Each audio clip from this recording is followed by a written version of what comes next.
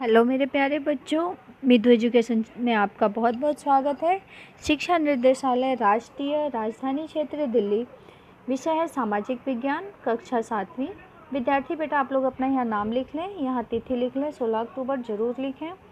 यहाँ कक्षा अध्यापक का नाम लिख लें। बच्चों ये देखो आप लोग, पत्रक जो है ये 7 है, ठीक है, कार्यपत्रक 7 है। आज का मेन टॉपिक है हमारा पर्यावरण के कारक। तो चलो बच्चों हम लोग इसे पढ़ना स्टार्ट करते हैं, ठीक है। तो देखिए बच्चों, इस तरह से आपको ये दिया गया है, किसी भी जीवित प्राणी के चारों ओर पाए जाने वाले लोग, स्थान, वस्तुएं और प्रकृति को पर्यावरण कहते हैं। इसमें प्राकृतिक, मानव निर्मित और मानव तीनों ही शामिल होते हैं। भूमि, जल, वायु, पेड़ और जीव जंतु मिलकर प्राकृतिक पर्यावरण बनाते हैं। इनमें से कुछ इनमें से कुछ जीवीय हैं और कुछ अजीवीय, ठीक है बच्चों। जीवीय मतलब जो जीवित है, अजीवीय मतलब जो जीवित नहीं है। तो देखो बच्चों, ये है आप लोगों के पर्यावरण के कारक। पर्यावरण के कारक कौन कौन से होते हैं?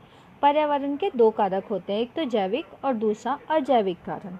ओके बच्चों, तो जैविक कारण वो होते हैं, ये किसी भी पर्यावरण के जीवित घटक होते हैं, जैसे मनुष्य, जानवर, पेड़ आदि, ठीक है। और अजीवित कारक होते हैं, ये किसी भी पर्यावरण के निर्जीव घटक होते हैं, जैसे मिट्टी, वायु, जल इत्यादि। ओके, आइए बच्चों आगे देखें।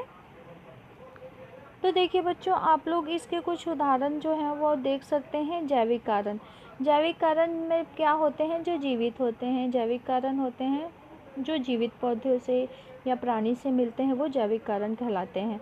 तो जैसे आ गया आपका पौधे, जानवर, तो आप इसमें और क्या क्या लिख सकते हो?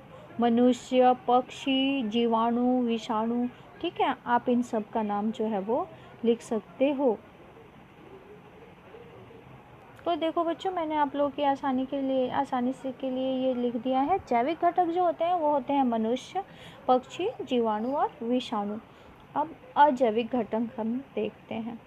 देखो बच्चों, नेक्स्ट है हमारे पास अजैविक घटक, जैसे भूमि। तो अजैविक घटक में आप लोग भूमि, हवा, तापमान, वर्षण, ऊंचाई, जल इत्यादि लिख सकते हो, है ना। इस तरह से आप लोग लिख सकते हो। तो देखो बेटा, अजैविक घटक में आप लिख सकते हो हवा, तापमान, वर्षण, ऊंचाई, जल, ये सारी चीज़ें आप इस तरह से लिख सकते हो। आइए आगे देखें बच्चों। आगे बच्चों, अब हमारे पास दिमागी कसरत, ठीक है।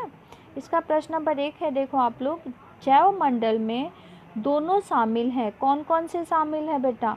तो ये जैविक कारक, एक में आप जैविक कारक लिखेंगे और दूसरे में लिखेंगे अजैविक कारक, ठीक है। अगला प्रश्न नंबर 2 देखो बच्चों, अजैविक एक परितंत्र के जीवित भागों को परिभाषित करता है, सही या गलत? चलिए देखते हैं। तो बच्चों, इसका आंसर जो है वो हमारा गलत हो जाएगा, क्योंकि अजैविक घटक जो होता है वो जीवित का नहीं बल्कि अजीवित कारकों से बनता है, ठीक है बच्चों। अगला प्रश्न देखें, जैविक का अर्थ क्या है? प्रश्न नंबर 3। तो देखें आप लोग इसका आंसर क्या होता है। तो देखो बच्चों, आपको ये दिया गया है जैविक क्या है। तो जैविक का डेफिनेशन आप कैसे लिखेंगे? ये किसी भी पर्यावरण के जीवित घटक होते हैं, जैसे मनुष्य, जानवर, पेड़ आदि, ठीक है। तो आप लोग इसका आंसर इस तरह से लिख देंगे। मेरे प्यारे बच्चों, आप लोग मेरी वीडियो को लाइक करिए और जितना हो सके उतना अपने दोस्तों के साथ सब्सक्राइब करना ना भूलें। और आप लोगों को अगर इसमें कुछ समझ में नहीं आया तो प्लीज़ उसे कमेंट बॉक्स में ज़रूर कमेंट